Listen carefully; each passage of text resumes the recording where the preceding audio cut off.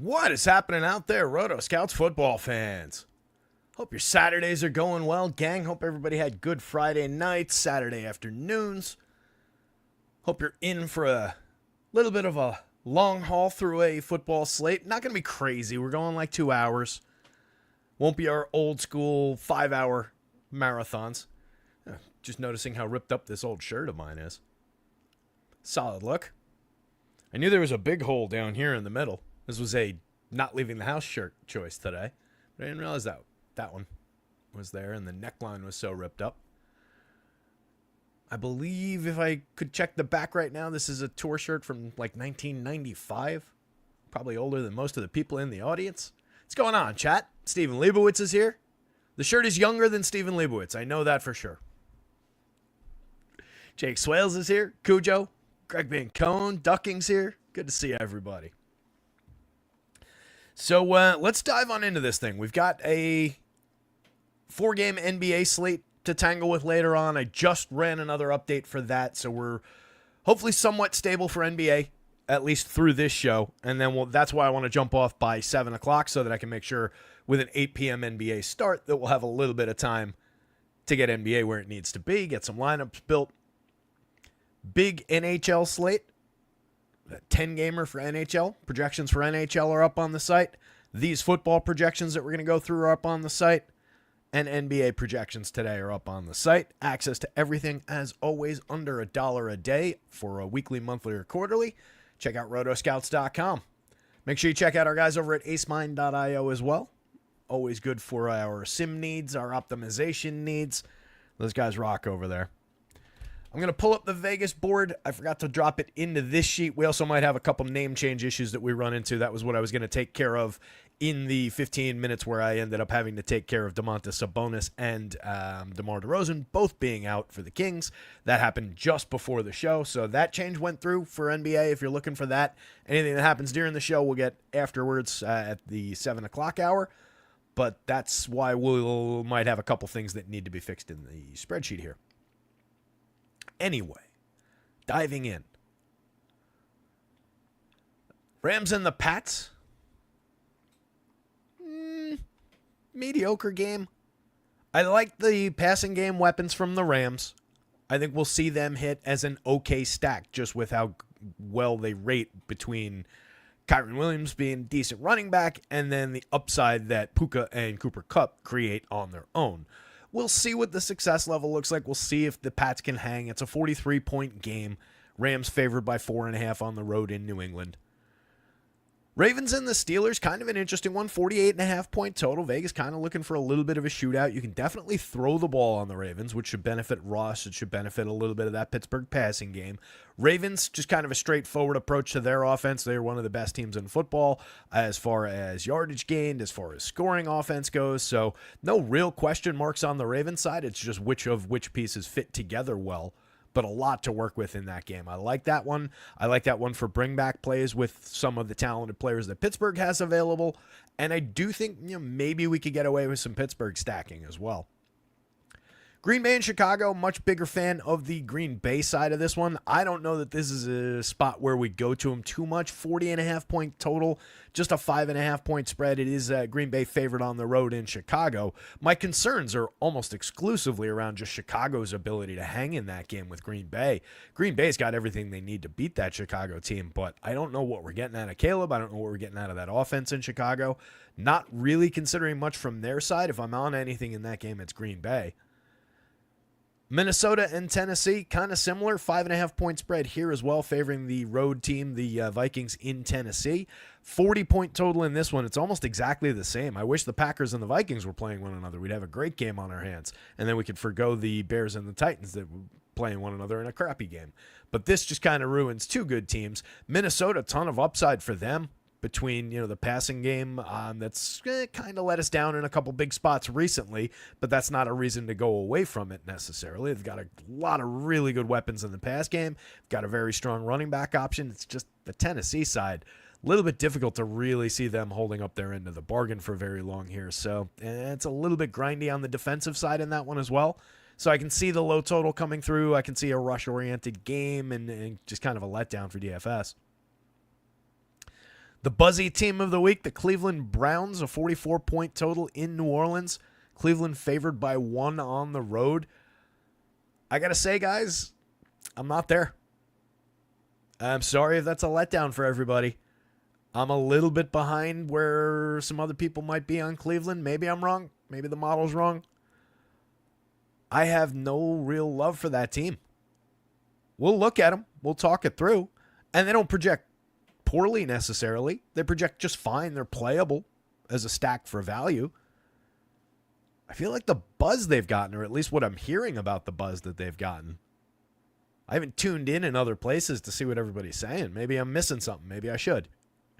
But right now, it's kind of an is who they is or who they are spot for the Cleveland Browns, which is not typically an appealing team to get to. New Orleans side, it's really just the Kamara show. You get him, you don't get him. He's expensive as usual. Monster volume upside as usual. But at least it's an interesting game. It should be competitive, given that point spread, given that game total. There will be some pieces from that one. And if Cleveland does connect it the way the industry seems to think that they're going to, then maybe there's a little bit more upside. 43.5-point total between the Colts and the Jets. Fairly high-end game there. We've got Anthony Richardson coming back for the Colts. That's the big question mark. They've just been kind of ruined by quarterback play this season. Otherwise, that's an appealing team, especially on the offensive side of the ball with Jonathan Taylor, with the receiving core. Michael Pittman back this week between him and Downs and Pierce. And then, I hate the four-headed now tight end situation that they've got there. Doesn't really give us a workable tight end, but at least 3 very high-end receivers. And then the Jets, a lot of weapons on their side of that game. So despite not the highest total, we're typically really looking for totals in the 47, 48, up to 50 range. But that should be a competitive enough game if Richardson gives us anything at all. So it's one of those situations where I think the entire quality of that game kind of hangs on his play, which isn't great. But there's a lot of appeal there. There's probably appeal for some one-off plays, standalone guys in other lineups. Probably some appeal for, one-on-one back and forth with wide receivers that we like to get to sometimes. Take one of the big guys from the Colts, take one of the big guys from the Jets, and drop them into a lineup with a stack from a totally different team and just let them play out their upside. So I think that game is valuable for a lot of different directions. And if Richardson has one of his few upside games of the year, and there's a reason he hit the bench behind Joe Flacco, he's capable of delivering, so we'll see what we get. Really ugly one. 14-point spread favoring the hometown Lions against the Jaguars. Probably not much coming from the Jacksonville side of that one in the Battle of the Big Cats here, but very appealing game for the Detroit Lions. So we got to hope that Jacksonville can hang at least a little bit, because the Lions are coming up big time. You can do basically anything you want against that Jacksonville defense. We're getting pieces of the running game. We're getting a lot of the passing game. That's the one where we're a little bit ahead in terms of what I've got projected for the Detroit side, especially in the passing department. So I'm definitely interested in diving into that game a little bit. It is still a 47-point total, which is healthy. Detroit's implied above 30 points. They're implied right around what they're averaging, 31 and change for the season. So really high-end situation. It is sometimes difficult to nail down the touchdown scorers just because you've got so many capable touchdown scorers.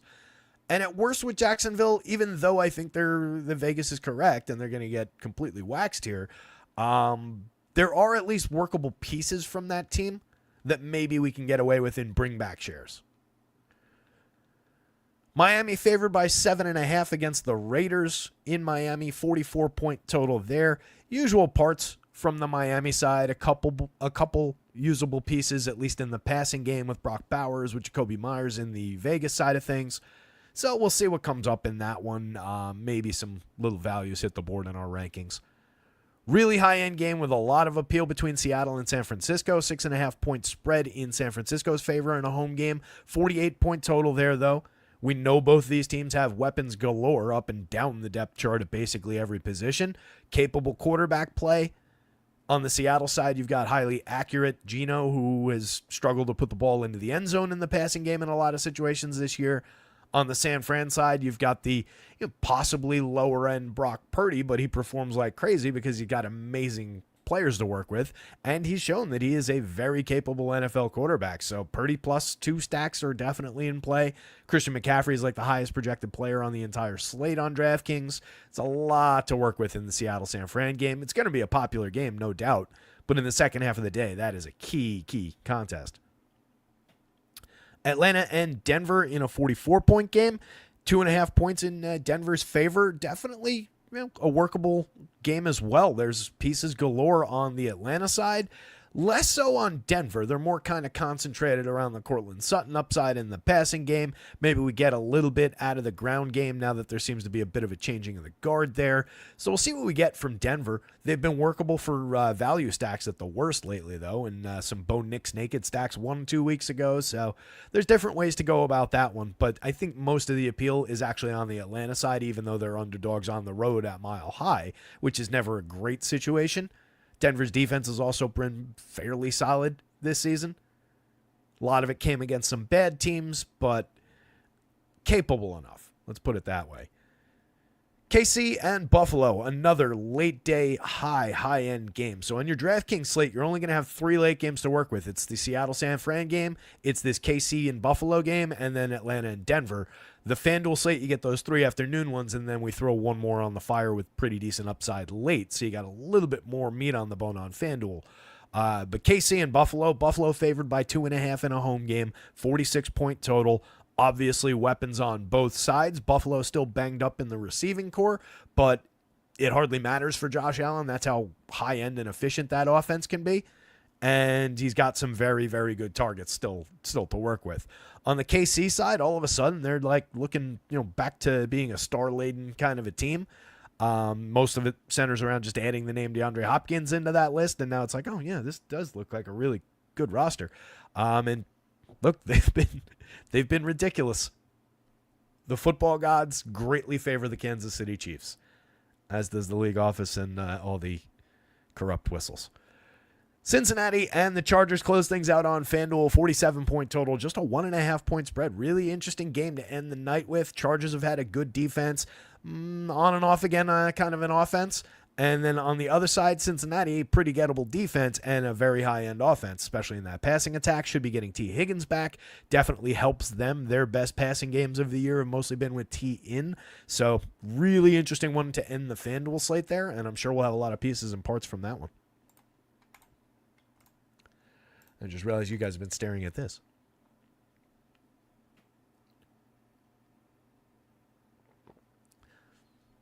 Greg, you were on the helix, like the helix by the Lincoln Tunnel? You're not far from me, buddy. As the crow flies, you're like a mile and a half if you're going down the helix, maybe a little bit more. It's like right over there.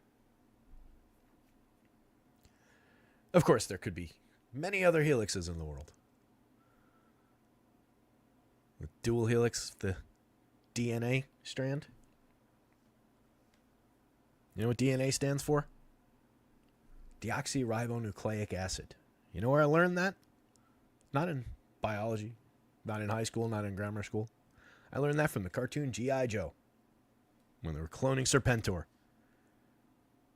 And that's stuck in my brain forever. I know this is not like some crazy piece of knowledge to know what DNA stands for. But I just love that it comes from G.I. Joe, and I can still hear it in my head. It's the stupid shit we pick up that becomes fun. Anyway, let's get a yes still on it. Hopefully it sounds like there's a little bit of traffic then. 5:06 to 5:19 and you're still on it? Yeah, that's not great. I once sat on that thing for 3 hours coming back from a Ranger game. I had to take a leak the entire time. Ended up jumping out and just peeing on like the side, just on the divider of the highway because we were just stopped. It was brutal. Waited as long as I could. I was like, at some point, the traffic's going to move. And I just kept like, eventually cracked. Breathe. Yeah, that's all you can do. Or just honk. Be that guy. That's what I love with the road right out there, in the city and everything, when the people just sitting out there honking. Like, I'm so tempted to just go out and like bang on their window. Like, who do you think you're helping? People live here. Anyway, as usual, we'll go a little bit game by game, and we're just going to talk about these environments where the hell? Oh, that's why. Let me do it like this. We're going to talk about the ones as they come up alphabetically, is what I'm trying to say. As I was doing that, I realized that half the players were missing, but that's just because I had the positions sorted. So starting us off with a reasonable contest, let's say, between Atlanta and Denver. It's a 44-point game. It's got a 2.5 point spread. It's one of those 3 on the in the 4 o'clock window. You could see some reasonable options as far as the individual rankings. If this is your first time here, we've got player individual rankings, DraftKings points, DraftKings value, FanDuel points, FanDuel value, and then stack rankings. And basically the way I do the stack rankings is just average the points for the top 4 players on each team, points and cost, and then points per dollar and points and cost. Sometimes I do make decisions about, all right, well, this guy's not likely, we don't want to put 2 running backs into it, so let me put the tight end, and I build logical stacks for the rankings. But that's how those are derived. Same deal though. Points value, DraftKings FanDuel, and then more stats as we scroll off to the side there. So you can see there are usable pieces in throughout this game, but nothing ranks great. Bijan Robinson, probably one of the most appealing pieces up top, 7th, 8th by points on DraftKings, or 8th by value on DraftKings, 10-14 on FanDuel.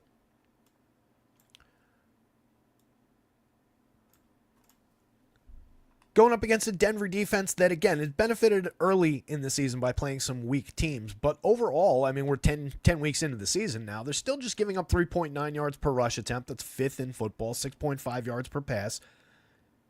27.2% pressure rate with 35 sacks. Not nothing.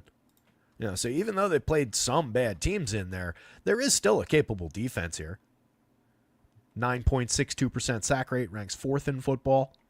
They've given up 17.7 points and just 1.8 touchdowns per game. Both of those rank 4th as well. So Denver's defense, and especially when you travel to Mile High, capable. Could give Atlanta problems here. But Bijan's appealing just on some volume. He's going to definitely see his usual complement of touches.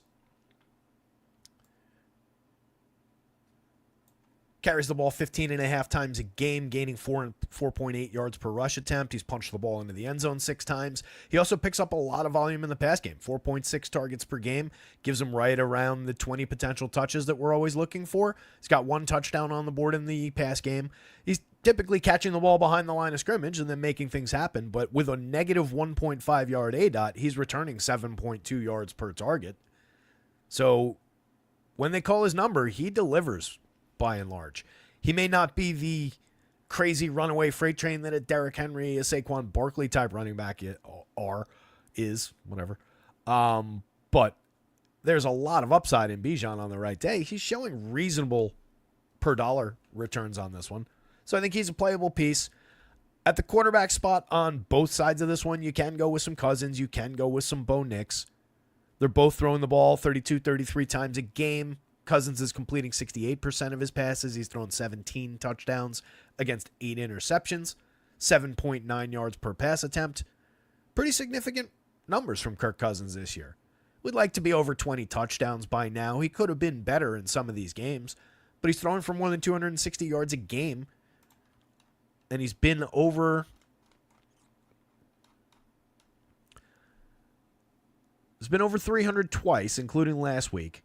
306 last week on 23 of 38. Didn't throw a touchdown pass in that game, though. Weird output. Had 7 touchdown passes across weeks 8 and 9. 4 in week 8 with 276 pass yards. 3 in the week 9 game against Dallas with 222. Peaked for the season back in week 5 against Tampa Bay. Completed 42 of 58 for 509 yards and 4 touchdowns in that one. That's the any given week ceiling of Kirk Cousins. He still is a very high-end quarterback. So no issues going to him. He's got good receivers to work with. Drake London, solid downfield numbers, 10.3 yard average depth of target. He garners 32.9% of the team's air yards on his team leading 8.3 targets a game. Darnell Mooney right there with him, though. I've been impressed by Mooney with the season he's had. I thought he was not as good a receiver as he's been this year. 12-yard average depth of target is deepest on the team. 38.1% of the air yards going in his direction on 7.7 targets. 5 touchdown receptions for him. We've got 3 that have gone toward the tight end. Kyle Pitts, who a not insignificant downfield receiver in his own right. 8.2 yard ADOT for a tight end means you're getting up, you're getting downfield in some of your routes. So not a bad tight end, and one that they look for some scoring opportunities. I know he can be a frustrating DFS roster, but he's gotten his way into the end zone a few times. The target volume has been steady. His catch volume comes and goes. His lowest end game of the year was that Week 9 game against Dallas 2 weeks ago. He just caught 1 of 1 for 11 yards. But that was his lowest. Previous was 2 additional targets, 3 targets in each of weeks 4 and week 1. Every other week he had 4 or more. He's been targeted in the red zone 4 times this season, once last week. Caught 4 balls last week for 55 yards against New Orleans. Out of the 3 primary pass catchers, he's my least favorite. But he's capable enough when they call his number, and he's also the public's least favorite. So especially in a +2 sense, as you're stacking this team, he's a guy to keep in mind, because a lot of people go Cousins, London, Mooney, or they'll go Cousins, London, Ray, or maybe Bijan. I do feel like Kyle Pitts falls by the wayside a lot with this team, and he shouldn't. Ranks out as tight end 5, 4 by points per dollar on DraftKings, 5 on FanDuel, and 3 by points per dollar. That honestly makes Kyle Pitts interesting enough in a standalone sense as a tight end as well. Tyler Algier, capable of poaching touchdowns, capable of drawing carries away from Bijan. Algier's gaining 5 yards per rush attempt, 8.5 carries a game. They handed him the ball for 3 consecutive carries at the goal line, essentially. In last week's game, he failed to get in, frustrating Bijan owners to no end. Frustrating people who threw the Algier dart too, I'm sure. Ended up carrying the ball 11 times for 59 yards in that game. Did fail to score, but had a touchdown the week before. Just 6 carries for 18 yards and a TD in that one. His volume has been interesting the last handful of games. Back in week 6, 18 carries for 105 and a touchdown. Dipped to 5 carries. Back up to 12, dip to 6, back up to 11. So do we get the dip again this week? Do we get the 10 to 12 carries? 10 to 12 with a player with his talent level I can work with. If I'm just dealing with 5, it's not ideal. But even on the 8.5 that he's gotten, that averages out to, he's put up decent enough numbers, 42 and change yards per game. He's got 2 touchdowns. No real involvement in the passing game. So you're just looking for that day where he ends up on the upside of his potential carries. And, of course, you need him to actually bust the ball into the end zone. Ray, decent, 3rd, 4th option in the passing game. 4.9 targets a game, 6.8 yards per target. 1 touchdown on the season. One of the shorter yardage targets, 7.3 yard average depth. A lot of skills there once he's got the ball, but hasn't really broken a ton of big scoring events, big plays for us this season. Just kind of exists, hovering there as an option, but not the most appealing out of this group. Darrell Hodge, the volume is incredibly limited, 0.4 targets a game. We're not getting much out of him, wasn't targeted at all last time out, and the same is true for those downboard depth guys. Cortland Sutton's the primary option for Bo Nix. Bo Nix has only thrown 10 touchdown passes against 6 interceptions. There's a lot of problems here. I know that he's been effective in delivering some, but there's also some ugly. Under 200 yards a game, completing 64% of the passes is okay for a rookie. It's honestly fine. But the 6.1 yards per pass attempt, 3.7 air yards per attempt, despite an 8.0 intended air yards per attempt, means the ones that he's actually connecting on are the easier pass attempts, the shorter pass attempts. He does have some quality. He seems to be developing a very strong connection with Cortland Sutton, which is a very good thing with him being their lead receiver. He's definitely got the ability to run the ball, especially into the end zone. 4 rushing touchdowns on the season. He's carried the ball 6.1 times a game for 4.8 yards per attempt, just under 30 yards a game. But definitely the scoring upside as far as him being able to punch the ball in once they get in close is key to rostering any Bo Nix. He projects out okay for the money. He's not completely terrible. I just don't expect huge upside games. It's more about what that value looks like. And with some price corrections going on over the last few weeks, now he actually ranks out as QB 8 by points on this slate, but QB 14 by value. On FanDuel, he's still a little cheaper than a lot of the competition. Quarterback's 10 by points, but 7 by value. So I just think he's flipped over the other way now, where it's maybe we're expecting more, but the price is too high, rather than not expecting much, but at least the price is low like he was the last few weeks. Sutton remains interesting. 59-68 across sites. He's wide receiver 12 by points, but 6 by value on DraftKings, 15 and 9 on FanDuel. Definitely an appealing receiver. 7.7 targets a game. He picked up 9 last week. You can see he's 40% of the team's air yards. Anytime we're getting more than 40, you know that you're getting a guy who is both high volume and decent opportunity to create big scoring events, and probably one of the team's leading weapons overall. Where'd you go?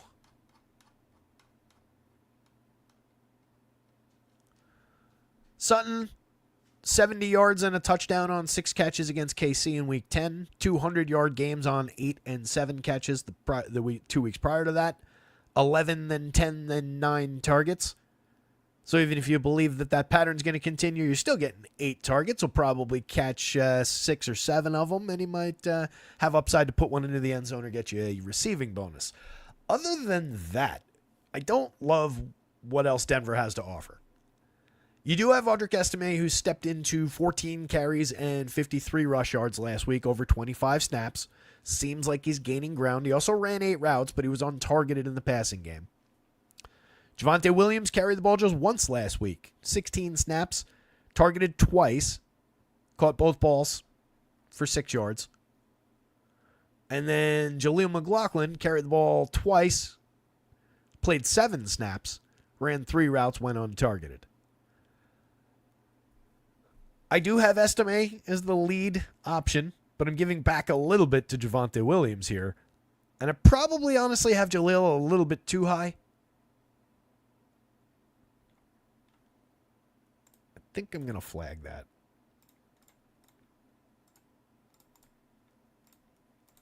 Given the expectation that he's going to be the third man in, that's a little bit too much. So we'll see Jaleel come down a little bit. But the way that, with an expectation of still a little bit of at least of an ongoing split, you do have an okay value mark on Estime at 4,500 on DraftKings. Just RB 23 by points, but 14 by value. Running back 25-19 on FanDuel seems a lot less relevant. Denver's defense honestly looks fairly playable. 8-6 by points, 8-13 by points. I'd definitely be more inclined to play them on the DraftKings slate where they're 2,900. Everybody else, Javonte, I didn't like when he had more secure volume. 3.8 yards per rush attempt this year. Jaleel McLaughlin, 4.0 yards per rush attempt, but again, reduced volume for both guys. Neither was particularly good on more volume. Devon Villay seeing 4.5 targets per game, saw 4 last week, scored a touchdown. Playable piece, 4 catches, 39 yards, and a TD. He's been involved since coming back. He missed everything from week 2 through 5, but came back to 6 targets in week 6. Saw 3 each of 3 straight weeks, and then 4 last week. So they're looking his way. He's another short yardage guy, 7.1 yard average depth of target, but a lot of big playability. So you get him, we're looking probably for a little bit of a target bump. Honestly, for him to really pay off, 6 targets would be nice. 4 catches is fine. 1 explosive play in that, and hopefully that's for a touchdown. You can make it work, or he can make it work for you. But it's only a moderate play. At a position where we're taking 3, maybe 4, to rank in the 50s, the 60s doesn't really put you on the board. It's the same for Troy Franklin. It's the same for Lil Jordan Humphrey. And then this team has just a kind of crunch of mediocre tight ends with Lucas Kroll, Adam Troutman, and Nate Atkins. So really, it's Cortland Sutton, maybe some skinny Bo Nix and Cortland Sutton stacks if you're inclined to go that direction. Maybe you work some Estime in or one of the higher end of the downboard receivers. But it's a pretty weak stack. They rank 18-20 on DraftKings, 20-18 on FanDuel. The Atlanta stack at least ranks out well by points, 9th on DraftKings, 12th on FanDuel, but 19th on both sites by points per dollar. So mix and match quality stack as far as Atlanta goes. Top bonus guy. I'm going to throw it to Cortland Sutton again. Most probable bonus guy, just because he's such the featured piece in that offense. Where even though this is a primary receiver, even though this is a running back that sees 20 potential touches and has definite trajectory toward that bonus, there's a little bit more of a share of just, hey, Ray needs a couple touches, Tyler Algier needs a couple touches, Kyle Pitts at least needs a couple targets. They could go out and throw the ball at Cortland Sutton 20 times tomorrow if they wanted to. Let's get off of this game. I realized that was probably too long to spend on that game, considering the time constraints that I put us under for this show. We'll see what happens. Definitely a more appealing game. 48.5 point total here. Pittsburgh 3-point dogs at home with Baltimore in town. This is always a fun one. I like when these two teams get together. There's a little bit of a working class rivalry here, let's say, between these two clubs. So I like the upside for this game. I like Russ at the helm for Pittsburgh. I think it makes more functional players out of George Pickens, out of Pat Freiermuth, out of Calvin Austin. Najee Harris has been giving us a little bit, but he's going to run into a bit of a brick wall here. Baltimore's rush defense, 3.4 yards allowed per rush attempt on the season, ranks first overall. So that could be a little bit problematic. And we know that, Najee is very prone to breaking off a handful of good ones and then completely devastating everybody. Last time out, 21 carries just for 53 yards, but did score a touchdown to pad that scoring a little bit. Prior to their Week 9 bye, he had put up 3 straight 100-yard games.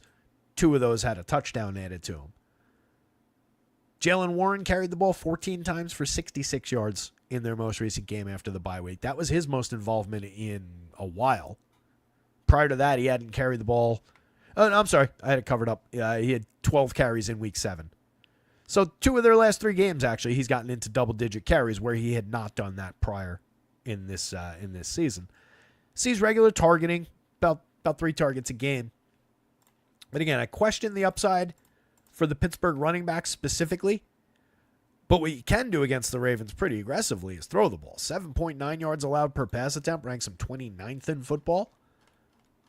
So Russ should be able to find some connections with capable receivers on this team. The Ravens are allowing 2.9 touchdowns per game, and only 0.7 of that comes from rushing touchdowns. So not only can you throw for yardage against this team, you can throw the ball into the end zone against this team.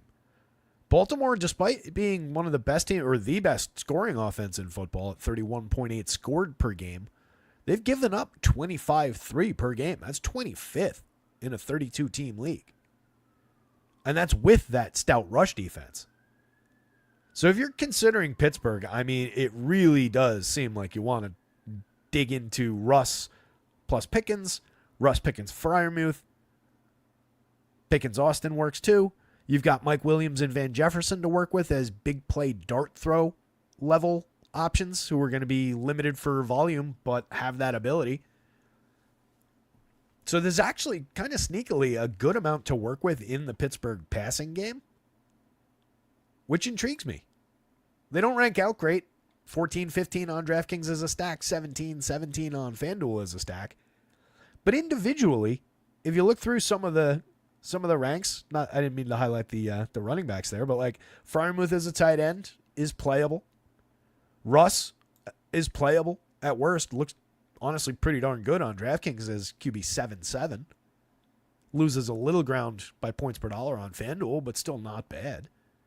Pickens is very playable from his running back, from his wide receiver rankings. Calvin Austin, at least you get the 28 by points per dollar on DraftKings to go to. And then, again, these guys are just low-ranked darts, but they're there. And they will be throwing the ball against this team, especially if they get behind and they can't run the ball.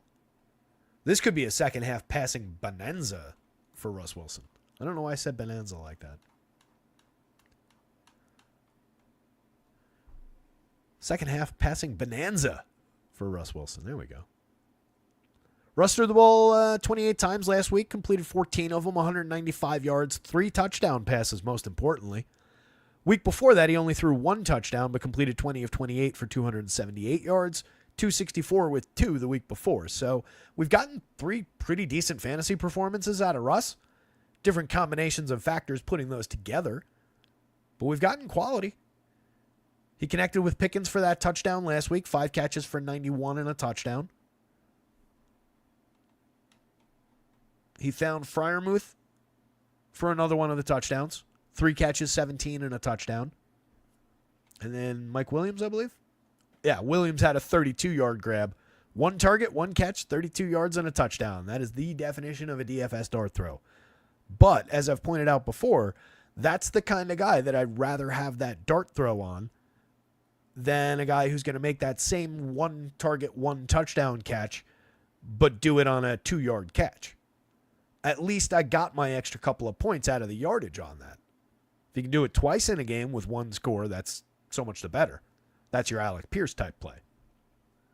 But Mike Williams, the way that they're going to be using him and what his skill set is, definitely qualifies for that. He might draw 2-3 targets in this one. If he comes down with 2 of them for 2 big gains and one of those happens to fall into the end zone, that's going to be a somewhat critical play the way he's priced. 41.57 across sites.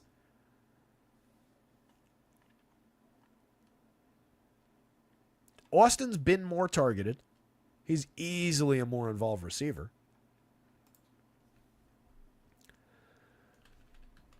Oh, he's one of the ones I got to fix. Give me half a second here. Austin operating down the field on an 11.5-yard average depth of target. 3.4 targets a game, but that's crept up in recent weeks with Russ. Saw 6 last week. We don't. Whatever. So, figure that's the next highest guy as far as the air yard share goes. I'm not going to go fix it. Freiermuth has 3 touchdowns on the board. 3.8 targets a game. Not the biggest volume as a tight end, not the best as far as getting down the field, just a 4.9-yard average depth of target. But a capable receiver, pretty good hands, 3.2 catches on 3.8 targets a game. A reasonably decent option as far as red zone targeting. Converted 1 in the red zone, saw 2 targets last week in the red zone. Has 6 red zone targets on the season. But again, you're not getting big explosive plays most of the time out of Pat Freiermuth. Every now and again, he can break one, though. Does have, let's see, 3 20-yard catches on the season. 2 of them came in week 7. 1 of them came in week 4. So he's capable of delivering the big play. But there are suddenly like a number of decent passing options in this game, in this passing attack, this offense for Russ to work with. Pickens is the primary, though. 7.2 targets a game on a 13.3-yard ADOT, nearly 40% of the team's air yards. Again, if you're just hunting around the board, just turn to that air yard share. Anybody 30-plus is gold. Anybody 40-plus is, I don't know, adamantium. Just 2 touchdowns on the season for Pickens, but again, one of them came last week. He's been improved by playing with Russ.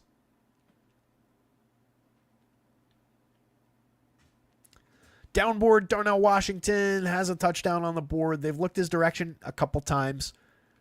1.7 per game, but saw 3 targets last week. He's seen a few in the red zone.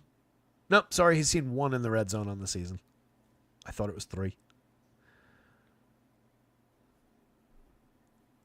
Peaked at 4 catches, 36 yards back in week 7. nothing more than a positional dart throw unless something changed. A guy who's maybe one to keep an eye on as far as a dart throw, and again, he'd be kind of just hampered by the fact that this is a really good rush defense. Jalen Warren is questionable to play. So if Jalen Warren doesn't go, presumably some of those touches go in Cordarrelle Patterson's direction, and he's capable of picking up the targets out of the backfield and capable of carrying the ball a few times. Just an interesting player who's delivered big DFS days in the past, but I don't think we're seeing anything more than 8 to 10 touches even in that situation. And if Jalen Warren does play, there's no reason to roster Cordarrelle Patterson. On the Baltimore side, we've got two of the best weapons in football right there with Lamar Jackson and Derrick Henry. Monster scoring potential between those two players. 12 rushing touchdowns on the season for Derrick Henry. He's gaining 6.1 yards per rush attempt. Our pal Neil Orfield sent an amusing tweet last night after the Tyson fight. He did one of those side-by-side, what I thought, what I got comparison tweets. And his thing was what I thought I was passing on when I skipped Derrick Henry in best balls time after time, and it was Tyson last night in that thong that he was wearing. And when it turned out I was skipping, it was like old school Mike, like 20-year-old Mike. And that was pretty apt. I think a lot of people were writing off Derrick Henry, at least to some degree. I don't think anybody expected a vintage Derrick Henry season, but that's what we're in the middle of. 18.4 carries a game, adds 1.2 targets per game. Little tiny bit of involvement in the passing attack. He's scored 2 receiving touchdowns on the season. And there's just very few people better at busting through the line. He's good in the open field. 112 yards a game.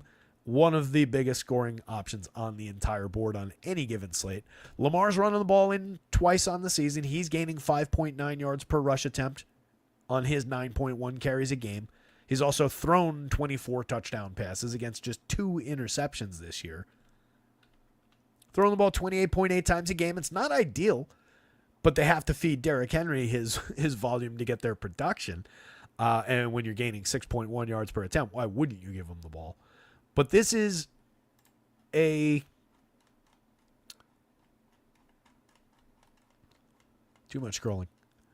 This is a offense that, again, leads the league in scoring, 31.8 points a game. Leads the league in touchdowns at 3.9 touchdowns a game. Leads the league in yards per rush attempt at 5.7. Leads the league in yards per pass attempt at 9.2. This is an insanely good Baltimore Ravens offense. As far as the pass catchers go, there's a little bit of back and forth. It's spread out pretty effectively so far this season. Zay Flowers leading the team with 7.3 targets a game. Rashad Bateman at 4.7. And then they've got Deontay Johnson in the mix now, too. Part of Deontay's numbers come from Carolina. In his games with Baltimore, he's been limited as far as the targets have gone. He's been limited as far as the plays have gone. But given that they went out and acquired the guy, and given the kind of receiver that he is, you'd have to think there's a plan to get him more involved than the 3 routes he ran in week 10, the 6 routes he ran in week 9. He's too good to not utilize more. His projection's been cut down somewhat since, from where it would otherwise be. Went from 6.7 targets to just 2. 6.7, is his season average that includes the Carolina games. 10.1 yard average depth of target, can get up and get down the field. They definitely could use this weapon a little bit more. 21.3% of the air yards back to Carolina. 3 touchdowns on the season, again, playing with very limited quarterbacks there. But they've also got multiple copies of that guy. Rashad Bateman does all that very well. 13.3 yard average depth of target for him. He draws 4.7 targets a game, but spiked all the way up to 8 in their most recent game. He's got 4 touchdowns on the season. I haven't examined the catch-by-catch numbers, but it feels like it's been a more productive Bateman season. It feels like he's coming down with more of those opportunities this year, just anecdotally. I can look into that some other time. A little bit of targeting in the red zone for Bateman, 2 last week, 5 overall on the season.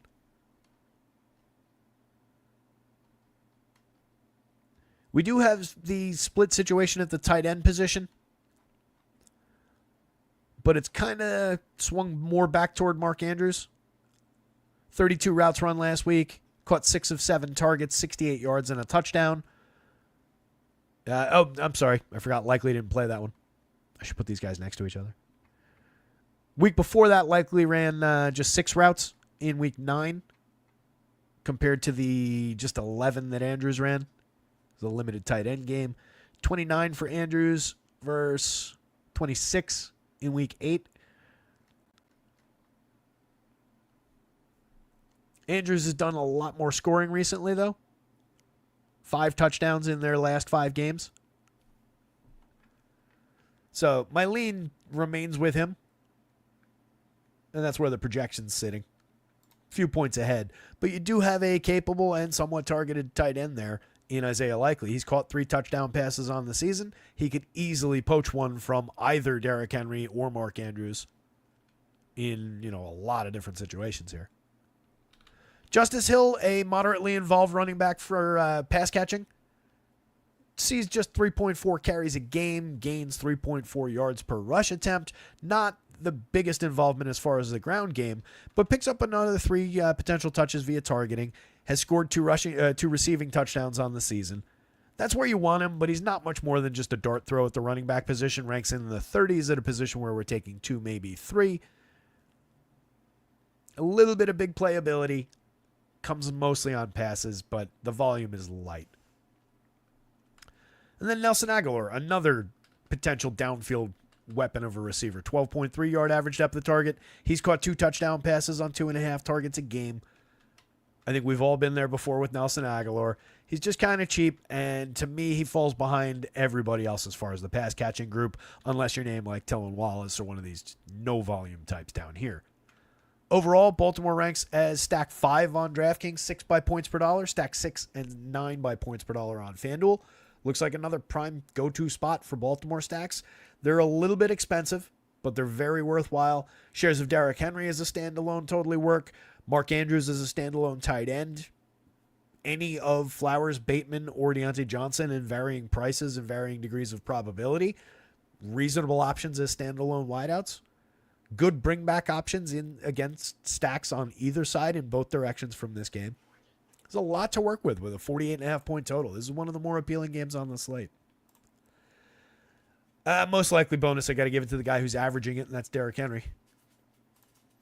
Sometimes that question is easy. No, Power, no NBA shows on the weekend. And just when would it be? When would it be at this point? Anthony Taylor's going to watch Chicago break the slate this weekend? All right.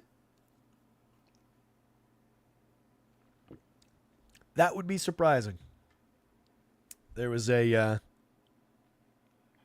graph that somebody sent out about just how bad Caleb's been. Let's see if I can find it. Joker's here. Joker's excited.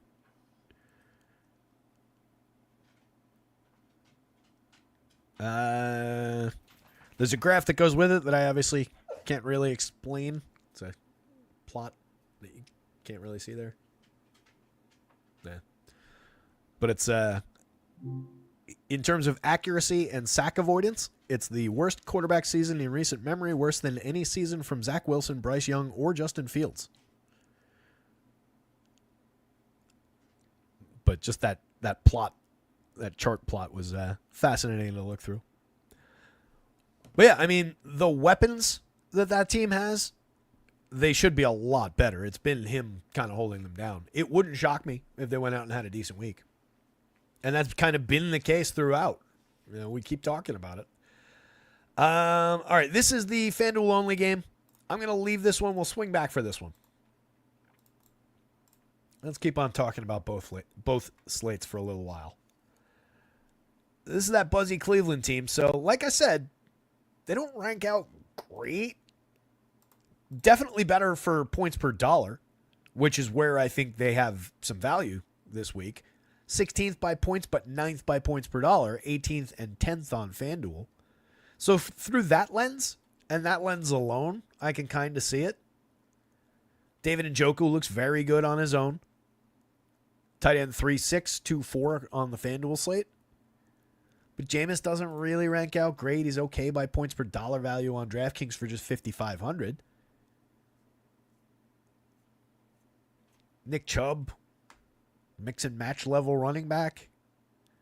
Tillman, I'll admit, looks pretty decent. Wide receiver 22 by points is playable. 10th by points per dollar is super playable. 18 and 13 on FanDuel. Jerry Jeudy, same deal. 26-18, 28-18, very playable. Eli Moore, Jerome Ford, Pierre Strong, Jordan Atkins is not much to work with as far as the depth options go. Mix and match quality at the absolute best. And really, that's the other thing about this team is your dart throw options are really kind of thin. I'd prefer a team, like the Ravens, where I've got some of those big play, or the Steelers as a better example, where I've got the Mike Williams, the Van Jefferson in my pocket for that big 30-yard touchdown grab for 3,200. Cleveland doesn't really offer that. So while you're building your Cleveland stacks this week, you're going to be building the same lineups that everybody's building with those 5 players. Which, you can say that about a lot of teams. I could easily say that about New Orleans. I don't even know if I could get to 5. But I think it's critical when one of these teams is not that good, getting a decent amount of ownership buzz, and showing only moderate point per dollar value. What I haven't done is run a sim. I'll run some sims overnight tonight. I'll either drop it into the article or I'll mention it in Discord. Or feel free to check out our sim partners over at acemind.io. You can grab the projections from rotoscouts.com, and you can head on over to acemind.io and drop them in and sim it out yourself and see how they do. Given the points per dollar, I think they will come through. I think you'll see some Cleveland come through regardless of what your process really looks like.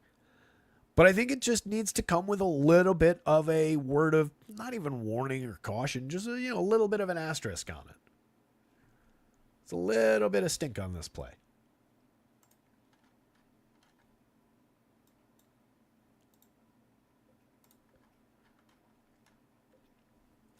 Jameis completed 26 of 46 last week, threw for 235 yards, 1 touchdown, 3 interceptions. Boy, does that sound like a Jameis Winston game. Week before that, he was better in his first full game of the season, 27 of 41, 334 yards, and 3 touchdowns. No interceptions. That was a terrific game. He's going to be facing a New Orleans pass defense that has not been particularly good.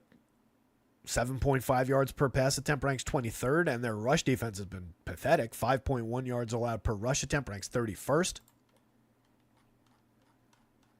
So some of the upside being created by that, of course. New Orleans has allowed 24.6 points per game, 2.6 touchdowns a game. Those rank 24th and 19th. No real sack threat. They do have a decent secondary, though, as far as interceptions. 3.50% interception rate, ranks 5th. And that totals out to 12 interceptions in their, 9 games? So if we were going to think about additional factors to throw at Jameis Winston, well, the idea, and look, we're talking about 12 events over the course of 9-10 weeks. It's not a lot. All football is small sample. But if we're trying to pick out reasons, the fact that this is a decent secondary in terms of intercepting passes and that Jameis's big Achilles heel is throwing interceptions, those two things don't necessarily collide great when I think about this game. If he's going to go out and turn the ball over 2 or 3 times, this game doesn't play as highly as it looks like it might in terms of the Vegas line, doesn't play as highly as it looks like it might in terms of their value. So, again, just a little bit of an asterisk on it. Jameis is definitely capable of leading this team to success, though, as he showed 2 weeks ago. He's fallen in love with Cedric Tillman as a receiver. Cedric Tillman, after doing nothing, literally had 3 catches between weeks 1 through 6 And then the last 3 weeks, 8 catches, 7 catches, and 6 catches. And he has 3 touchdowns and over 75 yards in each game. Targeted no less than 9 times in each game. So a big step forward for him. Jerry Jeudy had a couple good ones in a row, weeks 8 and 9. 5 catches, 79 yards. 7 catches, 73 yards on 8 and 11 targets. So just better nature of targeting for one thing. The actual passes that these guys are being targeted with are thrown better. So it greatly benefits them to play with Jameis Winston. Elijah Moore, 8 catches for 85 yards in week 8, but then dipped back down 3 catches on 9 targets for 28 yards in week 9 in a pretty weak performance. Nick Chubb, I know, is a nice story. To have made it back to the NFL and seen regular playing time from that devastating multiple ligament tear, for a player like this, it's a nice story. I'm happy for him. To suggest that he's at all of a threatening running back right now, or even that he'd be capable of exploiting this very, very weak New Orleans rush defense, is kind of a joke. He's gained 2.7 yards per rush attempt since coming back. He does have a touchdown on the board, but I mean, those 3 games amount to 27 snaps, 11 carries, 22 yards, and a touchdown. 41 snaps against Baltimore, 16 carries, 52 yards, and no touchdown. And then 15 carries for 39 yards and no touchdown on 27 snaps last time out. Granted, yes, Baltimore and the Chargers have been good rush defenses. I will lend him that much. But he still, if he's got anything really left, should be at least over 3 and change yards per rush attempt. I don't really have much belief. Could he prove me wrong? Go out there, carry the ball 16 times, gain 120 yards, score 2 touchdowns? Of course. It's a bad rush defense on the other side. I do think you have to at least consider him for some shares. But if the field gets it all carried away with Nick Chubb, I can leave him pretty much to the side. He ranks out as 18-17 on DraftKings. 19th and 10th by points per dollar becomes more intriguing on FanDuel just because that's a very good option in terms of the projected points per dollar. But I don't know. I don't even know if I love him at that median projection. Seen 2 targets a game since coming back to pad the potential touches a little bit. For me, if you're going Browns, it's more about Cedric Tillman, Jerry Jeudy, and David Njoku. Njoku leading the team at 7.2 targets a game. It's just on a 4.8 yard average depth of target, but definitely a big target for them as far as red zone opportunities going forward. 2 touchdowns on the season. Should be able to pad that up a little bit playing with a better, more functional quarterback. But still, not tremendous output. He has 3 20-yard plays on the season. 2 of them came against Baltimore back in week 8. And then 1 of them came all the way back in week 1. But he's been pretty decent over the last 3 weeks. 10 for 76 and a touchdown, 5 for 61 and a touchdown, and then 5 for 29 against the Chargers. Yeah, I'm a little bit more skeptical on this Cleveland stack. On the New Orleans side, it's mostly Alvin Kamara. 16.7, a little dyslexia kicking in. 16.7 carries a game and 6.9 targets a game. Monster potential touch volume. He's got 6 touchdowns on the ground, 1 in the passing game. But the scoring output has been a little bit light lately. Got to keep in mind, 4 of those overall touchdowns came in week 2.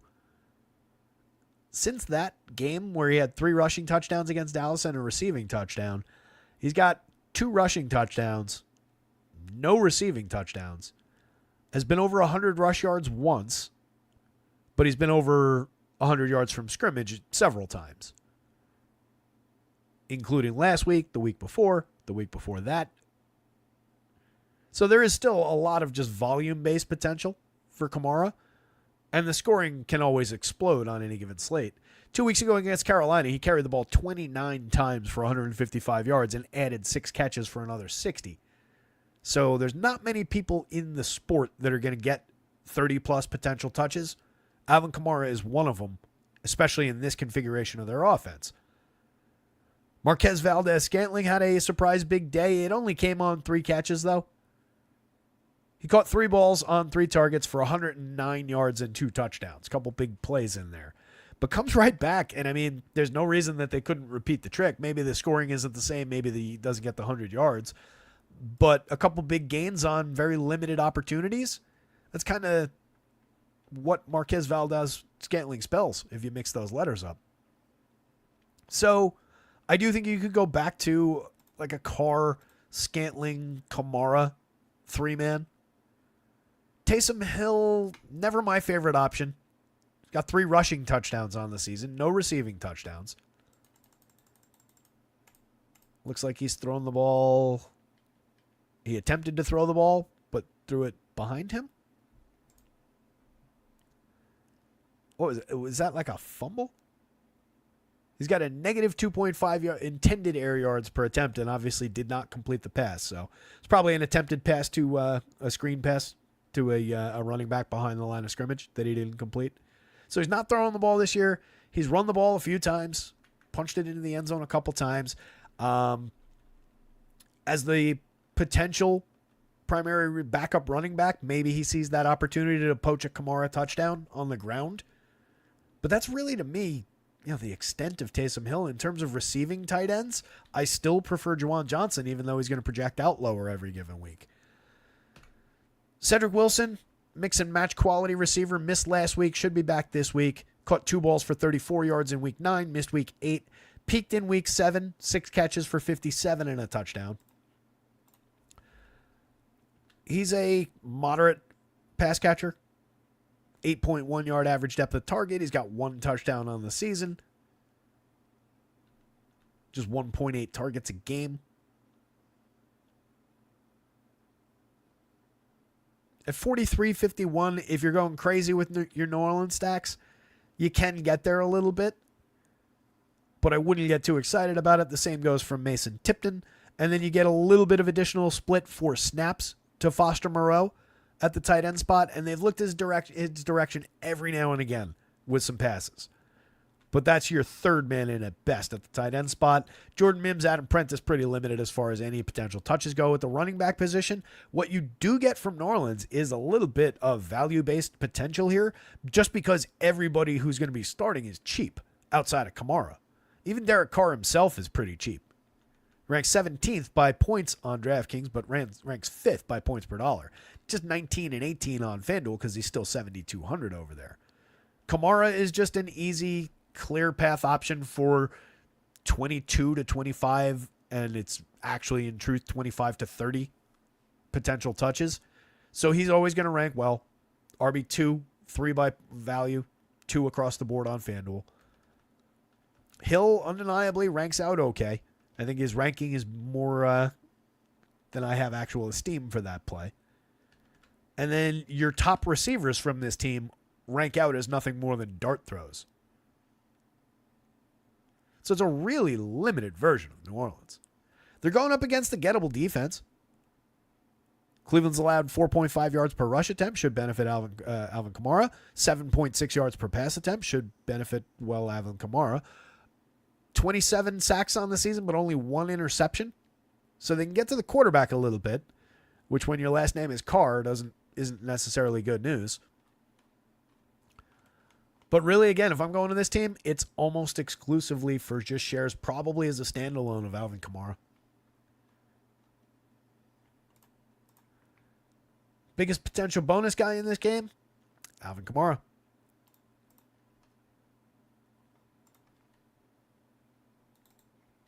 You guys like hot on the Cleveland play?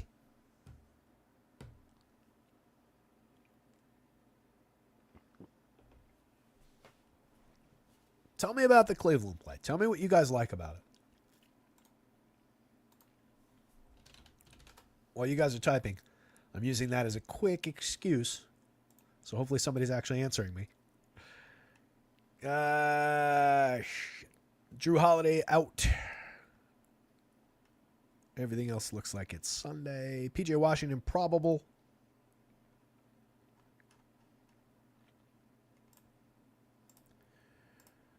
All right. Let's keep on rolling. I just wanted to see if there was anything like crazy pandemonium. A lot of football to talk about still. This was poorly timed. All right. Green Bay, Chicago, 40.5 point total. Again, this game and the next one to me, I really think are limited just by the low end nature of one of these teams. And it's the play of Caleb Williams this year that's just been holding this Bears team down. And I think really holds down the value of this game unless he spikes one upside game for this. This would be his second good game of the season if he manages to find it. He has not been good at all for this team. Not at all as advertised. Hopefully for Chicago's sake, there's room to grow. But Caleb's one good game was week 3. 363 yards. 2 touchdowns, 2 interceptions on 33 of 52. He had a decent game week 5. Just 2 touchdowns, but threw for 300 yards. 304 on 20 of 29. And then actually, depending on how you want to look, 4 touchdowns, but 1 interception, just 226 yards on 23 of 29 against Jacksonville in week 6 has been a disaster since their week 7 bye. Hasn't thrown a touchdown in 3 games. Hasn't been over, it was 131 yards, 217 yards, and 120 yards. And that's throwing to 3 excellent receivers and a capable tight end. DJ Moore, still really good. Keenan Allen, still pretty good. Rome Odunze looks like a very good rookie. Cole Kmet, capable tight end. The problem's been Caleb. 6.1 yards per pass attempt. 3.4 air yards, 7.9 intended air yards per attempt. Throwing under 200 yards per game, completing just 61% of 32.67% passes per game. He's thrown just 9 touchdowns on the season against 5 interceptions. Took him 3 games to throw his first touchdown pass, and now he's got another 3-game stretch with no touchdown pass. It's been ugly. I'm not a big believer in DeAndre Swift on the ground. 4 yards per rush attempt. Very proud of him. 4 touchdowns on the season. Carries the ball 16 times a game. Does pick up some volume in the passing attack. So we are approaching around 20 affordable touches per game. That's the best thing that I have to say about DeAndre Swift, honestly, is that there is reasonably affordable volume there. I just don't think he's a really good decision maker as a running back. He's got 4 rushing touchdowns on the season. He's been adequate, but that's all he is. So as an adequate running back, he ranks 14, 16, 17, 15, again, at a position where we're taking 2. Those are playable, but not ideal, not pop-out numbers.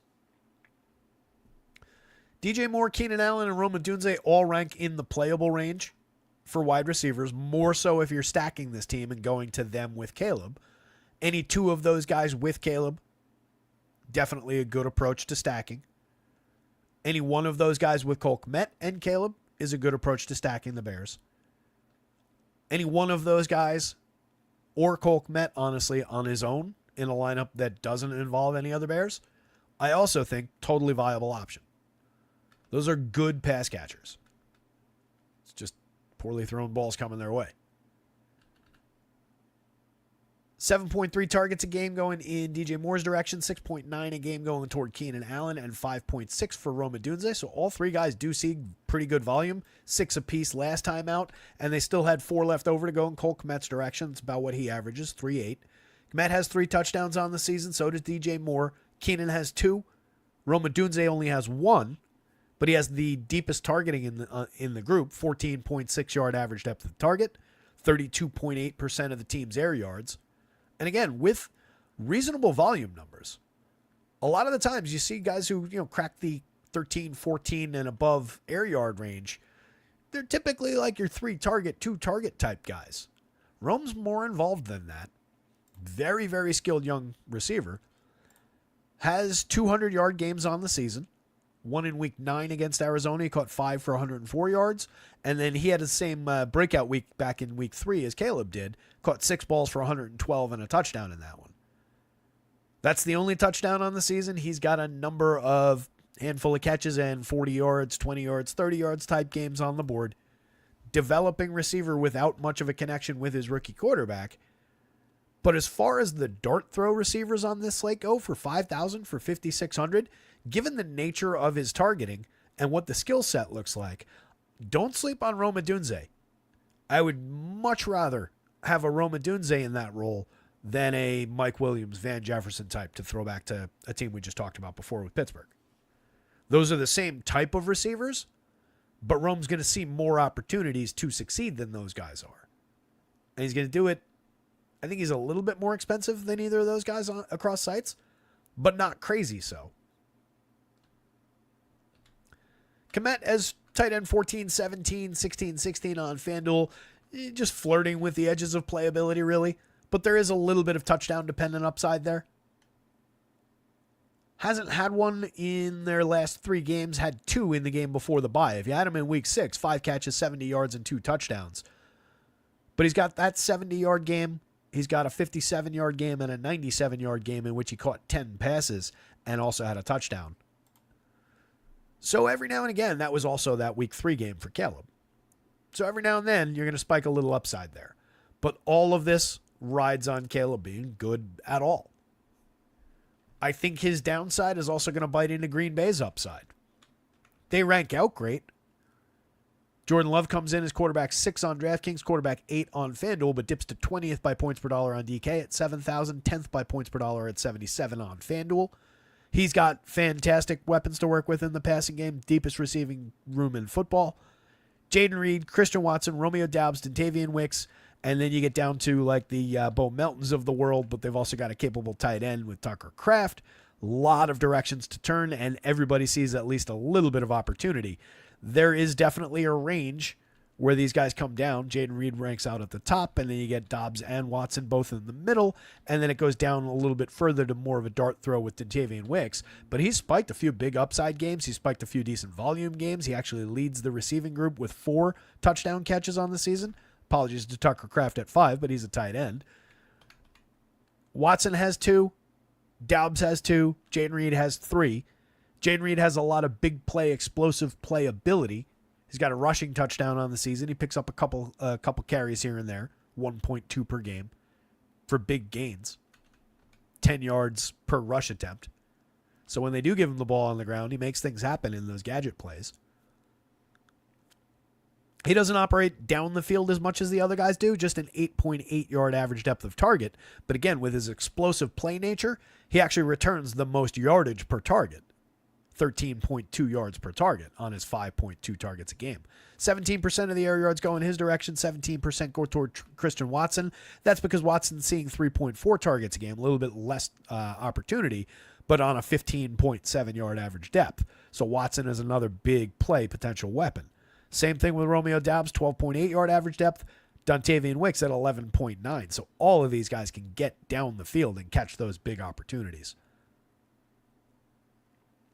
In more limited action, Bo Melton, 18.2 yard average depth of target.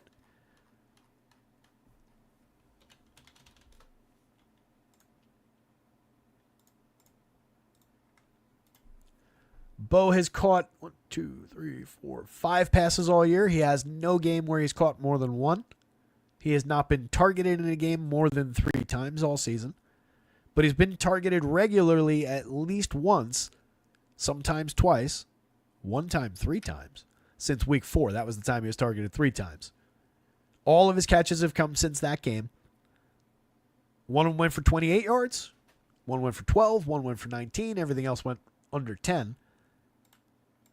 There's a little bit of opportunity there if they're going to throw him the ball down the field for him to catch one and fall into the end zone with it. But that is all it is. It is the most extreme version of a dart throw. You're probably not getting more than 1 opportunity.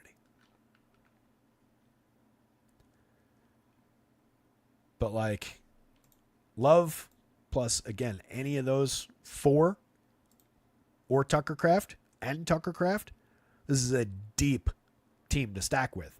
Just mix and match combinations of these guys. Don't worry about anybody's individual ownership. Don't worry about anybody's 1 week targeting. Just, consider the ongoing shakeup that they have for, sometimes it's Dontavian Wicks' week, sometimes it's Watson's week. So you can get there in a lot of different ways with the Packers. And don't sleep on Josh Jacobs. Running back 12 and 13 on DraftKings, 14 but 8 by points per dollar on FanDuel. He's got 3 rushing touchdowns on the season. He's carrying the ball 17.6 times per game and adding 2.7 targets per game. So we're approaching our 20 potential touches that we're looking for. He's gained 4.8 yards per rush attempt. It's not like he's been bad on the ground. He's picked up 5.3 yards per target on a negative 0.7 yard ADOT. Negative 7 would be bad. If they were turning around and throwing you the ball 7 yards behind the line of scrimmage, that would be problematic for your offense. Just 1 receiving touchdown, but a capable receiver out of the backfield.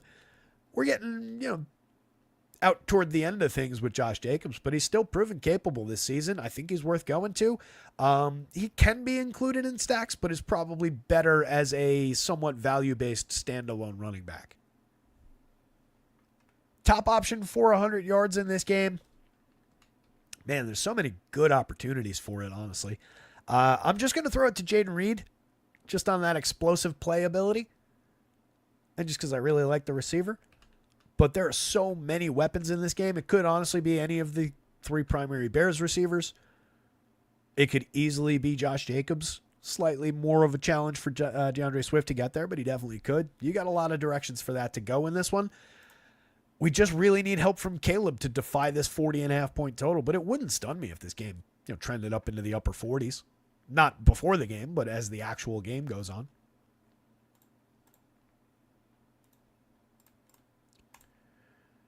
$6.21.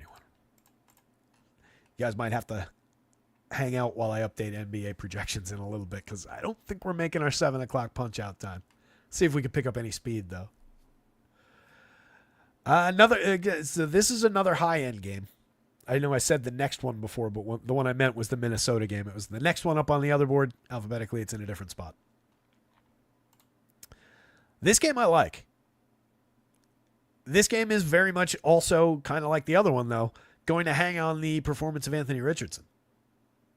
Richardson comes back as QB 9 by points, but first by points per dollar on both sites, 12th by points on FanDuel. He's just really, really cheap, $5,300, $6,400. I get it if you want to just cross him off. I think it's a mistake, but I understand where you're coming from. He's completed fewer than 10 passes a game. 44% of his pass attempts this season. Just 22 attempts per game. There's not much volume there. He's thrown 4 touchdowns against 7 interceptions. 7.2 yards per pass attempt is all right. 4.5 air yards per pass attempt is all right. What I love about Anthony Richardson, if you think back to like week 3, there was a week where it was like, wow, yeah, we got to get to this guy. Look at this. This is a monster. And it just hasn't worked out. But what I still love is the 12.9 intended air yards per attempt. This is a dude who can sling the ball down the field like few others.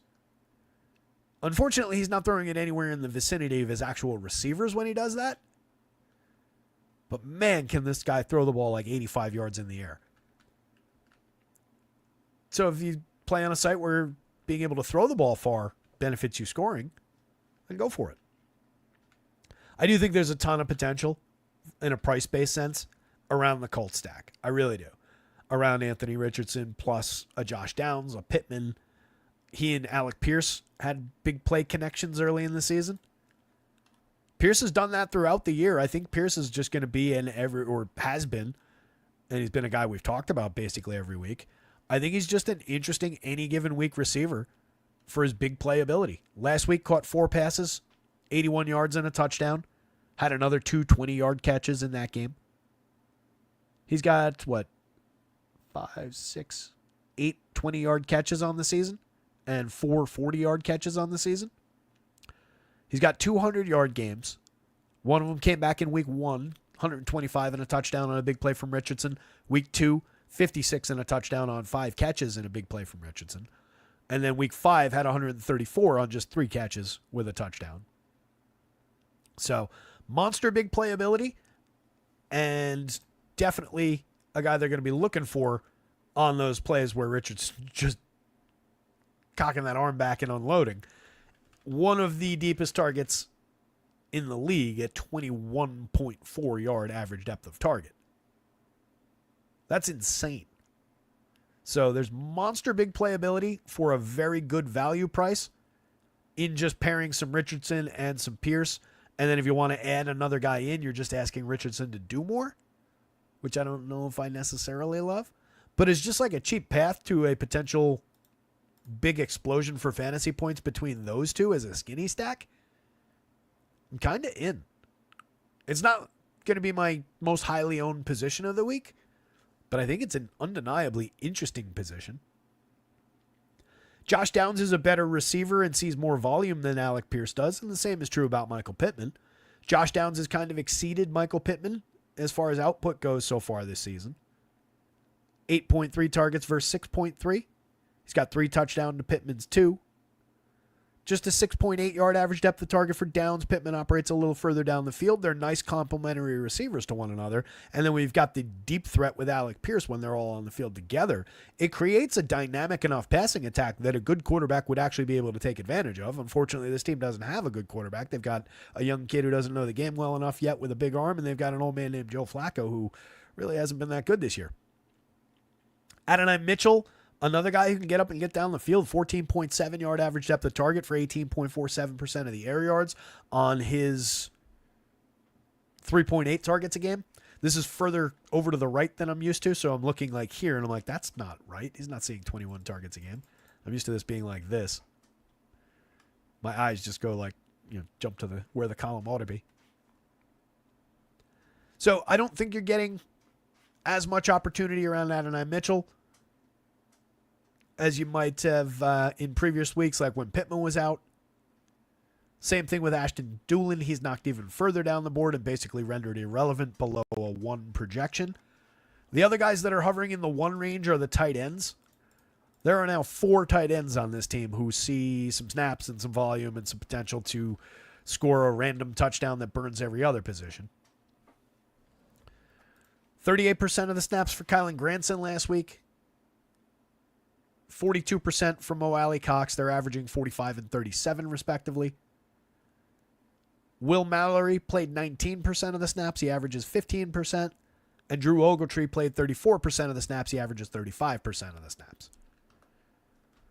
As far as targeting between those guys goes, nobody sees 2 targets a game. 2 of them don't even see 1 target a game. There's 1 touchdown between those 4 tight ends, and it belongs to Mo Alley Cox. It's just an annoying group with basically no DFS value outside of the random week where one of them catches a touchdown pass. Good luck trying to identify which one that's going to be. I really don't go to the tight end from this team at all. On the ground, Jonathan Taylor, absolute beast of a running back. 4th by points, 6th by value on DraftKings, 3rd and 5th on FanDuel. The easiest and the most likely piece of this team to go to. If you just want to take your Colts shares in Jonathan Taylor, I completely get it. He's very affordable. 18 carries a game, adds another 2.9 targets a game, so we're above the 20 potential touches that we're looking for. Delivering 5.4 yards per target. Doesn't have a receiving touchdown on the season, but does have 5 rushing touchdowns, 4.9 yards per rush attempt. Still a robust veteran running back. Definitely a strong option on any given slate. Playable in stacks. Probably slightly more functional in standalone shares. But definitely given the nearly 3 targets a game and the indirect correlation via just, positioning, the idea that Alec Pierce might catch one on a 40-yard gain but fall down at the 1 and then Taylor gets to punch it in, he benefits there in stacks. So there's some indirect correlation. On the Jets side, it's a star-laden team. Breece Hall, Devontae Adams, Garrett Wilson, Aaron Rodgers, for whatever you think of him at this point of his career. At worst, they're going to rank out pretty strong by points per dollar. Rodgers ranks 13th by points, but 4th by points per dollar, 15th and 8th on FanDuel. And then all of the skill players and the defense look very, very good. That is a collection of guys and a defense that ranks out really well on this slate. Breece back up to 4.1 yards per rush attempt on 13.6 carries a game. Sees an additional set of opportunities with 5.4 targets a game.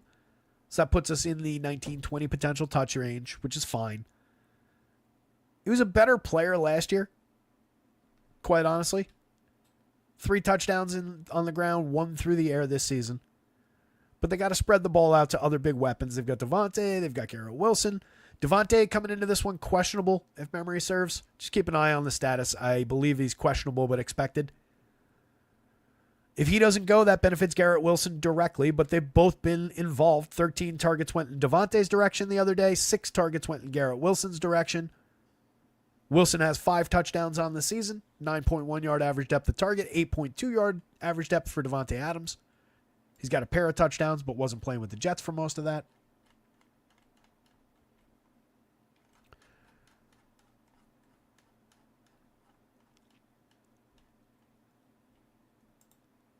Yeah, Devontae's issue, by the way, the questionable is only from an illness.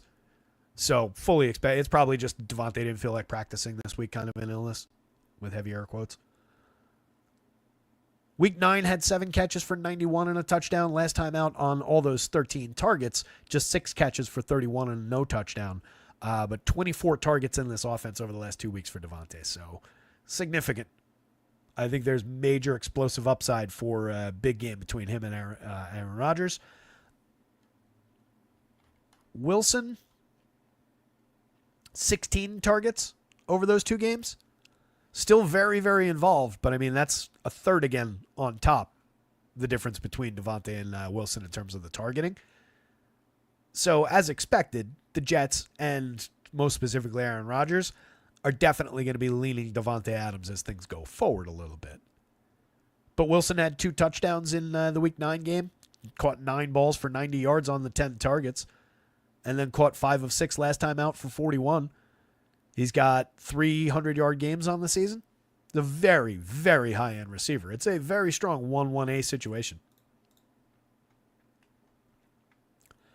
As far as the other options go, Tyler Conklin is a playable tight end. He's got 2 touchdowns on the season. They tend to forget that he's there from time to time. He dipped back down to just 2 targets last week. On the season, he averages 4.2, but there are, again, games in there where it's more like 1 or 2, and then there's games where it goes up to like 5 or 6 to make it up to him. If you get one of those, maybe that's this week, you could potentially see a little upside. It's actually 2 straight weeks with just 2 targets, coming off of 2 straight weeks with 4 targets, which was after a 3-target week, which came after an 8 and a 9-target week. So you can see the back and forth. They have looked his direction in the red zone. Last week was the first game they did not target him in the red zone in their last 6. So at worst, maybe a ball, the potential to score a touchdown on light volume. He'd be my next most involved player as far as that stack goes after Breece Hall, Devontae, and Garrett Wilson. Braylon Allen really suffers for volume overall.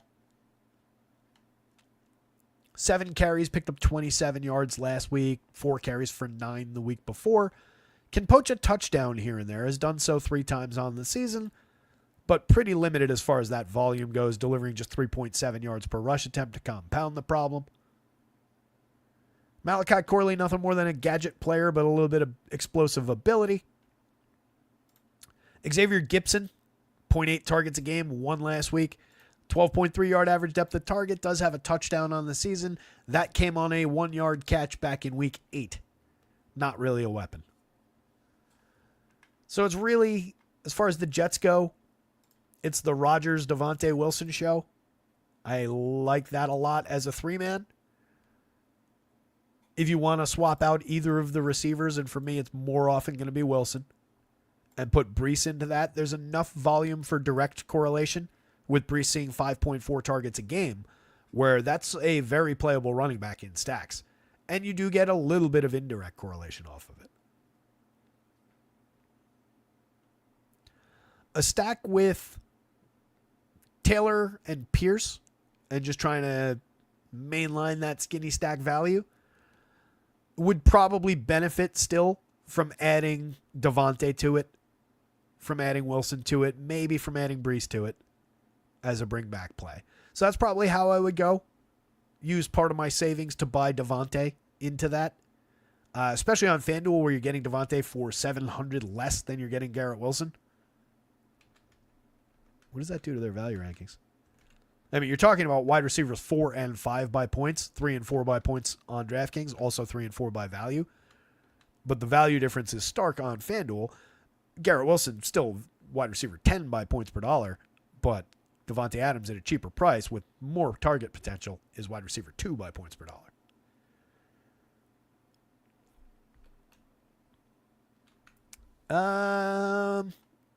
Since it doesn't matter, I'm going to throw it to Alec Pierce from my bonus guy. I like my Pierce for 3 catches and 100 yards with a touchdown again this week.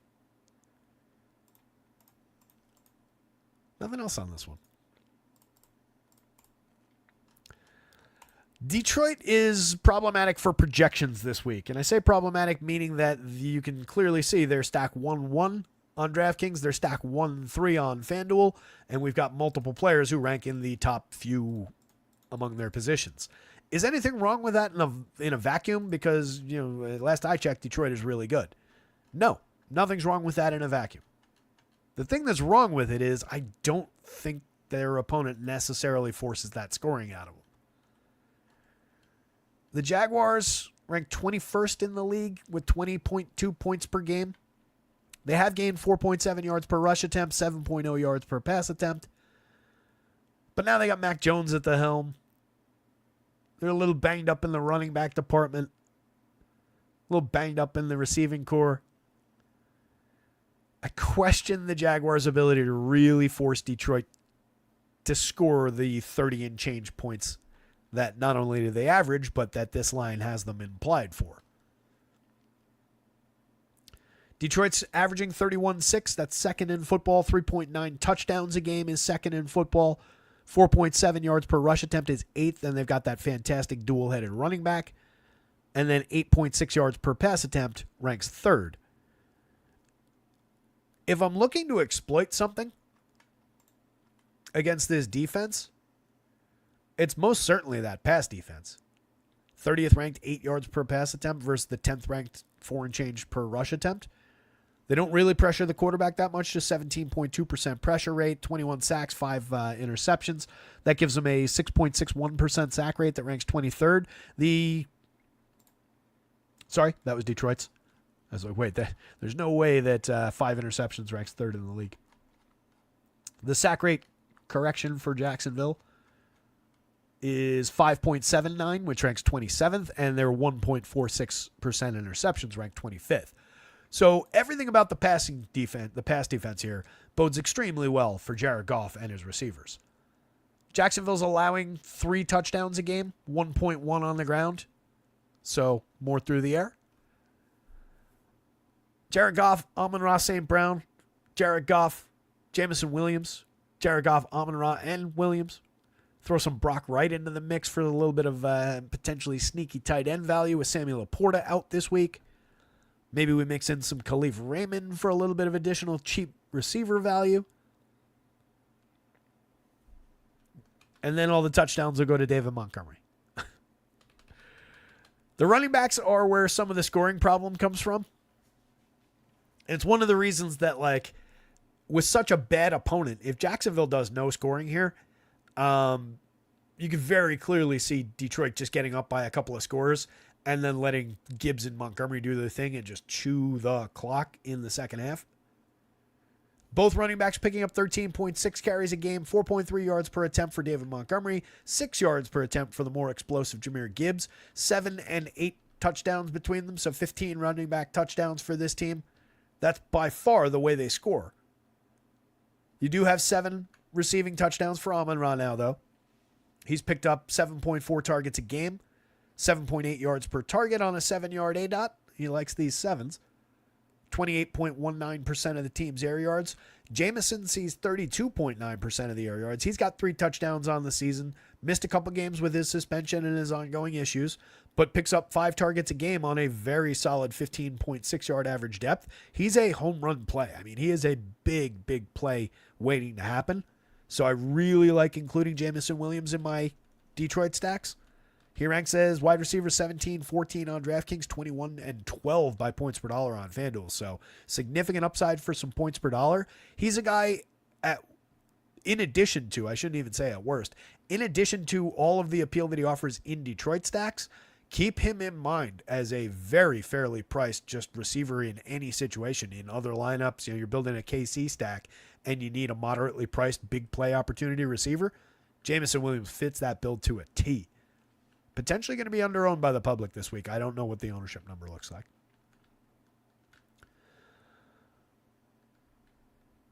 Between the two, Amon-Ra's your guy in most of the lineups, but he's going to be by far the more popular, and he's significantly more expensive. But Amon-Ra sees significant opportunities for scoring. Very solid connection with Jared Goff. For his part, Goff is completing 72% high-end efficiency numbers on 26.7% attempts per game. We'd like him to be throwing the ball 35 times a game. This team has a fantastic rushing attack that negates the need to throw the ball as much as other teams do, though. 16 touchdowns on the season. He does have 9 interceptions against that 16 touchdowns, which isn't ideal. But 8.6 yards per pass attempt is fantastic. This is a high-end passing attack when things are working right, and there's no reason they shouldn't work right against Jacksonville this week. As far as the Khalif Raymonds, the Timmy Patricks of the world, basically the same targeting, 2 a game going in Khalif Raymond's direction, 1.9 a game going in Tim Patrick's, but neither guy was targeted in their last game. 11.9 average depth of target for Tim Patrick. Khalif Raymond operating a little bit closer to the line of scrimmage, put the ball in his hands, delivering 9.7 yards per target on that 7.4 yard ADOT. For Tim Patrick, you're just getting basically where you throw him the ball. You get a little bit of after the catch here. 2 touchdowns on the season for Khalif Raymond. He'd be the guy I'd go to for the value receiver from between those two. It's not all that big of a separation, and you do have a little bit of a bigger play potential here. Like Khalif Raymond needs to make the catch and then break it, where Tim Patrick might just get open and make the catch for his big play. Allen Robinson's not involved at all. Shane Zylstra might pick up a target or 2 as the second string tight end, but most of that's going to go toward Brock Wright. On the Jacksonville side, I don't know. Travis Etienne's been kind of a disappointment. 2 rushing touchdowns on the season, just 8.8 carries a game, but should see a little bit more volume because he's backed up by D'Ernest Johnson in this one. No Tank Bigsby. A little bit of opportunity in the pass game, 3.4 targets a game, but I mean, we're talking about a primary running back who is not extremely cheap. He's not expensive either at 63, 67, but he's not extremely cheap. And we're dealing with 12 potential touches a game. For the money, this is not a very efficient option. Ranks at 21, 25, 23, 26 at the running back position. Mac Jones doesn't rank well, bottom of the board as far as the quarterback spot goes.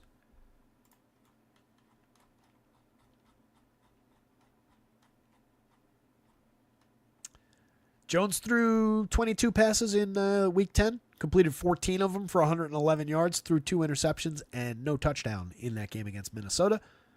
Did not obviously benefit any of his receivers to be playing with him. Evan Engram caught 6 of those passes for 40 yards. Brian Thomas caught 2 for 12 yards. He was banged up the last couple of weeks. Gabe Davis caught 1 for 19. He's got 2 catches in his last 3 games. Also missed a game in Week 9. Brenton Strange caught 2 catches on 7 routes. Parker Washington ran 14 routes, went untargeted. It's a really limited team. Not much appeal here at all. I think the most appealing option is probably Evan Engram, just on the idea of not only target volume at the tight end position for a reasonable price and the ability to catch those targets, but also just the playing with a bad, not all that... well, it's not even fair to call Mac Jones inexperienced now. He's got a decent number of games under his belt. Just a not good quarterback. The safety valve thing is always in play with a tight end. So a little bit of potential upside for Engram. Brian Thomas is a talented receiver, but he's got Mac Jones throwing him the ball now. I question what we get out of him. He's got 100-yard game on the season. Had a nice little stretch through weeks 4, 5, 6 wasn't that great, but 7 was pretty good, and 8 wasn't bad. 4 touchdowns in those 5 games. But the last 2, just 2 catches in each, 22 yards and 12 yards, 4 targets and 3 targets. Again, he's potentially playing hurt out there. What is our status on him?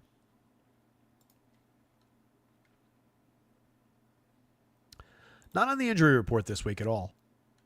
He was dealing with a chest issue. I don't know what necessarily that actual injury is. It just says chest, which is not at all helpful. But if you want to give him a little bit of credit for, potentially the limited output the last 2 weeks has been just because he's been playing hurt. And maybe now that we're off the injury report fully, we get back to a little bit more production. You still have Mac Jones hamstringing that idea. So it's probably the one guy who actually rates well from this team, and that's Evan Ingram. Tight end 2 by points and value on DraftKings, 4 and 2 on FanDuel. But if you want to skip him for no real belief in Mac Jones, I get it.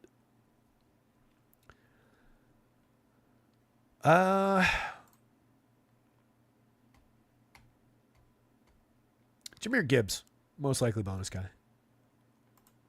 That's probably not the right answer considering that split, but the explosive play will get us there. Josh Allen's an extreme option on any given slate. He ranks 4th by quarterback points, but 18th and 11th across sites by points per dollar because he's absurdly expensive. This is a hyper-efficient offense for Buffalo. They're very, very good. They score among the league leaders in touchdowns on the fewest plays in the league. So when I say efficient, I mean it literally. Going up against the Kansas City defense, allowing just 3.7 yards per rush attempt, though. 6.8 yards per pass attempt. They haven't really done much in terms of sacks or interceptions, but they've been good at bottling teams up, not allowing much yardage. They are pressuring the quarterback at a 26.7% rate, but their 19 sacks ranks as a 6.15% sack rate, 25th in football. But as far as scoring goes, just 2 touchdowns allowed per game ranks 7th, 17.9 points per game ranks 5th. So it's going to be a good challenge. This is obviously a very high-end game that could be a late in the playoffs preview. On Buffalo's side, they're allowing 19.3 points per game, but only 2.1 touchdowns per game. Ranks 8th for touchdowns, 9th for points. 4.9 yards allowed per rush attempt is their weak spot. 6.8 yards allowed per pass. They've been just okay in the sacks department, but their secondary has been decent as far as interceptions go. 11 on the season.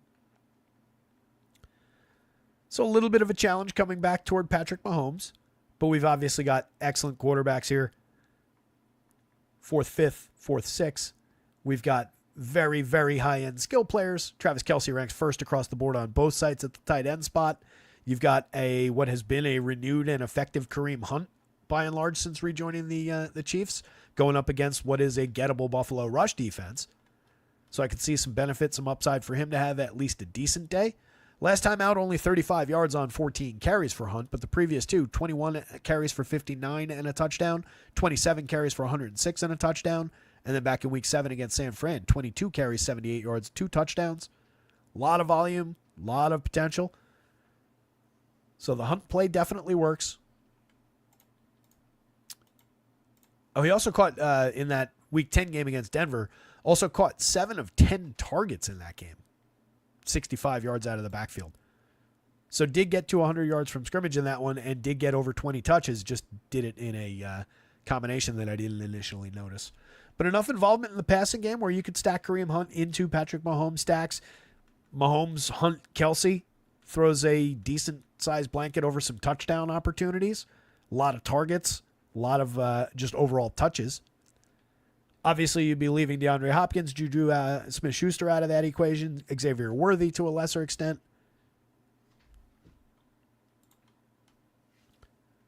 Hopkins, week 9 was his big one so far with the Chiefs. 8 catches, 86 yards, and 2 touchdowns on 9 targets in that one. Dipped back to 4 catches on 5 targets, 56 yards last week. Juju hasn't played since week 7 and really didn't play much that game, just 7 snaps. Hasn't played in earnest since week 5. Caught 7 balls for 130 yards on 8 targets in that game against New Orleans. If we go back to that kind of volume, there's definitely upside. Worthy caught 4 targets last week, caught just 1 of them for 11 yards. Definite explosive playability, but we haven't seen much consistency, much quality out of Worthy. 4.8 targets a game. He's picked up 3 receiving touchdowns. He's got 2 rushing touchdowns on the season. One of those came in week 8. Carried the ball 4 times for 37 yards and a touchdown. Oh, I'm sorry. That's catches. 4 catches, 37 yards and a touchdown in that one. Gets complex when there's guys who do both. Last rushing touchdown came in week 5 against New Orleans. One carried 3 yards and a touchdown. The first one came in week 1 on a big rush play. Hasn't been over 100 yards for the season. Hasn't caught more than 4 balls in a game. Mix and match quality with a little bit of explosive play upside. Noah Gray just limited 2.3 targets a game. Saw 2 last week. Every now and then they'll turn his direction, but more of a showdown slate play. Samaje Perine, a little bit of involvement in the pass game. 2.1 targets a game. Carries the ball just 1.6. So we're really talking about sub 5 opportunities a game. Does have a rushing touchdown and a receiving touchdown on the board for the season. Carson Steele, no volume, no upside.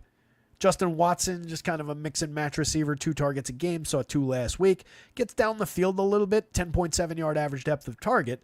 But with Juju back in the mix, with Worthy, with Hopkins, I think he just kind of falls by the wayside, as do the McCole Hardmans and Peyton Hendershots of the world down there.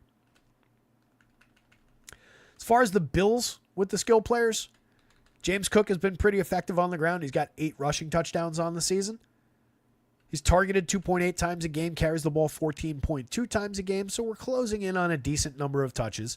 4.5 yards per rush attempt, and again, the rushing touchdowns are excellent. He's got 1 receiving touchdown on the year. You also get 4 rushing touchdowns out of Josh Allen to pad the team's rush numbers. But good weapons in the pass game. Khalil Shakir catches everything you throw to him. 5.3 receptions a game on 6 targets a game, spiked up to 9, and has been more involved since this team acquired Amari Cooper. Definitely an interesting receiver who's kind of finally hit the stride that we were expecting before the season. In week 8, 9 catches for 107. Week 9, 6 catches for 50. 6 catches for 58 last time out. 10, 7, and 9 targets for Khalil Shakir. Very interesting. Cooper didn't play the last 2. He's dealing with a wrist injury. He's technically still questionable, still limited in practices. So that's one to watch. If he's back on the field, he's going to be in the mix. Keon Coleman is still out for this squad. If Cooper doesn't go, or honestly, even with Cooper on the field, with Keon Coleman out, it renders Mac Hollins very interesting. I featured Mac Hollins last week. Some other people were talking about Curtis Samuel a decent amount last week. Between the two, Mac caught 4 balls for 86 yards. Didn't score. He had a touchdown the week before, 5 catches for 30 yards and a touchdown in that one. Curtis Samuel was targeted 8 times, but only caught 4 of them for 35 yards. Nothing about that says, one was right, one was wrong. I'd actually prefer the volume that Curtis Samuel got. So through that lens, saying that Curtis Samuel was the guy was the correct answer that week. What I like better about Mac Hollins is just, and I've talked about it with a lot of these guys, Mac is the downfield guy.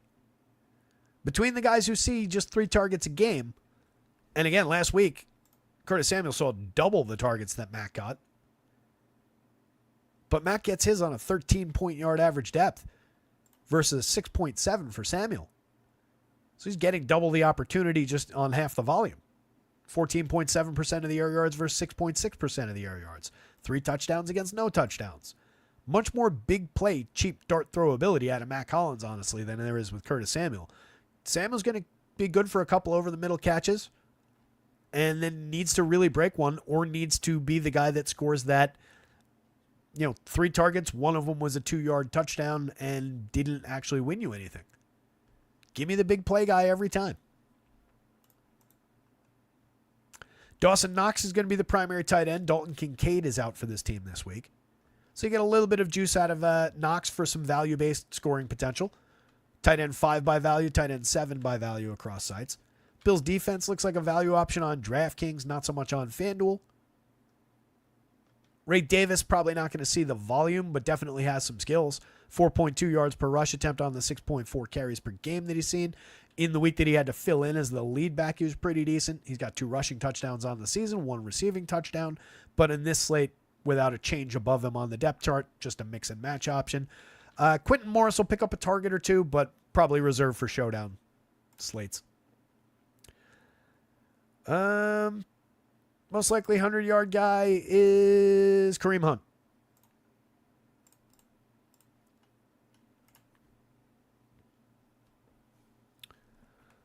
All right.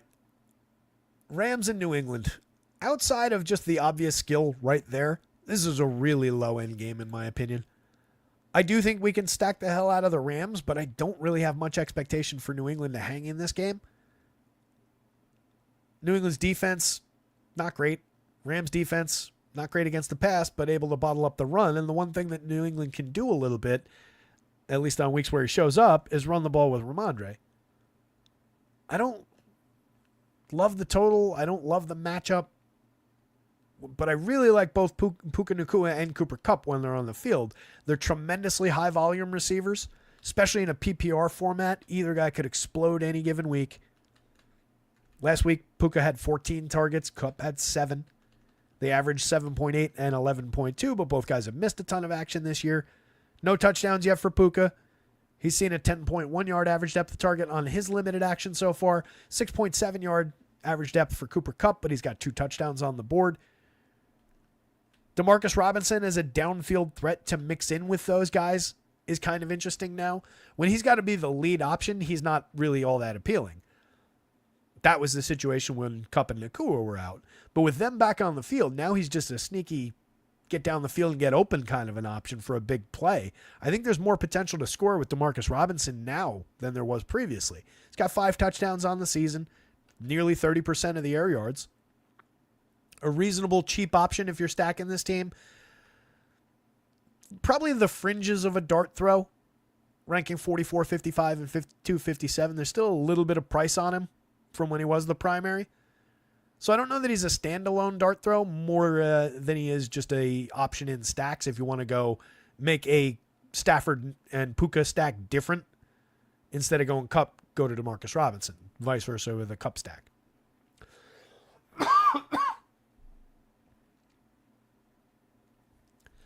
Kyron Williams ranks as running back 6 and 4 across sites.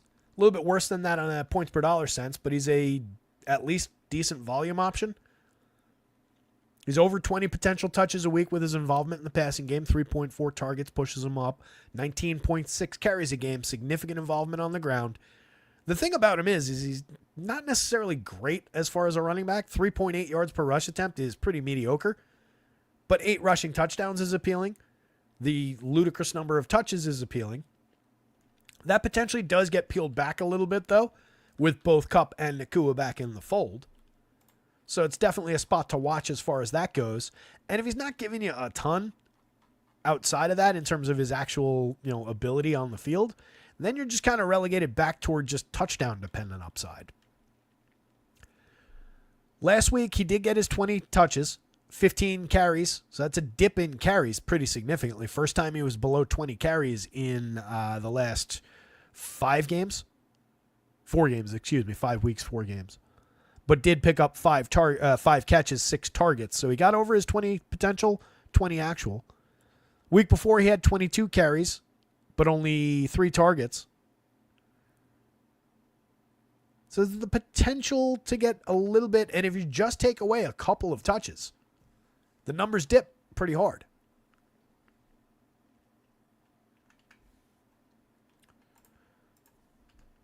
As far as Stafford himself, 9 touchdowns on the season, 7 interceptions, 7 yards per pass attempt. He's just been okay. Throwing the ball at a pretty heavy clip, 35.7 times a game, and having Nacua and Kupp would benefit anybody. So I expect the ongoing uptick out of Stafford as he gets back to working with these 2 guys. Reasonable quarterback option, not super expensive. Ranks out just fine. 14-12, 16-14, playable. And the stack, more to the point, ranks a lot better. Stack 4 by points, 7 by value on DraftKings, 5 and 14 by value because everybody's expensive on FanDuel. So probably the spot to play him if you're playing both sites, probably DraftKings. Again, the issue with New England, though, stack 20, 22, 11th and 13th by points per dollar, but that's coming just because guys are cheap. And it's not points per dollar with a big ceiling. It's more points per dollar toward the median.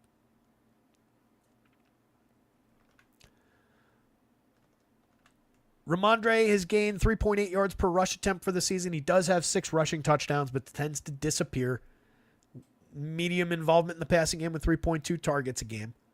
Demario Douglas is their best receiver. He's got 1 touchdown on the season. The only guy with more than 1 receiving touchdown is Jalen Polk, who saw just 1 target last week and has been relegated to a down depth chart option behind KJ Osborne and Keyshawn Boutte and Demario Douglas.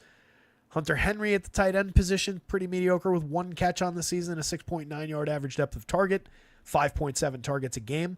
Boutte at least gets up and gets down the field, 3.5 targets a game, but saw 6 last week, a 15.9 yard average depth of target so far.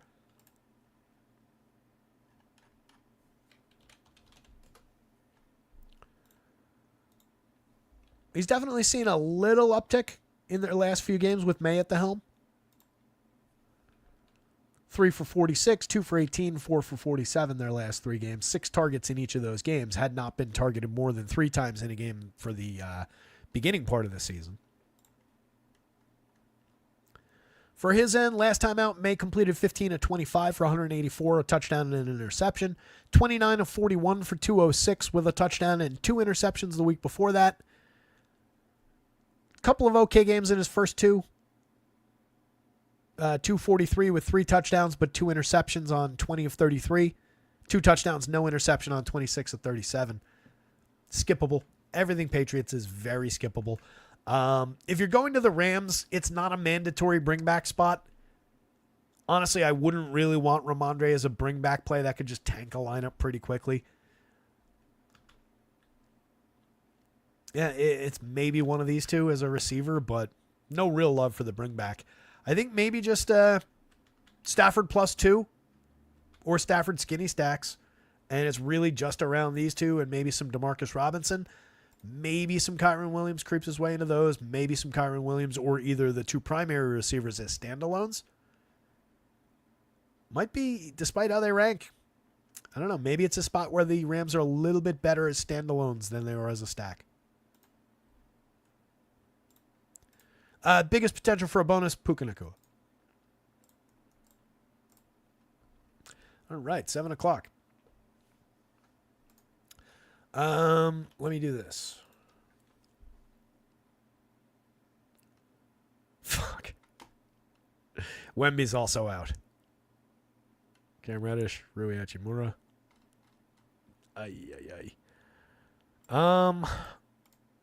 What's the best way to handle this? We've got what? 3 games and then the FanDuel only game. You guys want to call an intermission? Come back in like an hour? Come back after the 8 o'clock NBA lock? Yeah, there wasn't going to be an NBA show, Ant. It's about me having to go update the projections, which I can do on the show, but I like to actually sit there and think about it and get it right, and I don't necessarily want to make you guys watch that. If I call an intermission for an hour and say we'll wrap up the last 4 games in an hour from now, you guys come back? We could do that. Or you want me to just do a real quick summary? Let me do a real quick summary. And then I'll still try and come back. But real quick like. Achane, Mostert from the Miami side of this, perfectly playable. Either guy's playable. You know that more opportunity goes in Achane's direction with his explosive upside. One of these days, Tyreek and Jalen Waddle and Tua are going to get back on track as a receiver pass catcher unit. Could definitely be this week against a pretty weak Las Vegas defense. Actually, they've been decent against the pass, 6.8 yards per pass attempt. See, now I'm just talking myself in circles already. All right. Bino saying, no, I'd rather have the breakdown. Cujo will be back. All right, so let's do it that way. Let's do an intermission. We'll be back in an hour. If you're leaving us and you don't make it back, good luck out there this week. Pay attention to the site because all this is going to get written up in the notes column overnight tonight. So if you miss anything, you can check the site and get reliable. Every word that I would have said plus more is probably going to be typed out too. But 8 o'clock or just after, we'll be back to wrap up these last 4 games. You guys are the best. I'll see you in a little bit.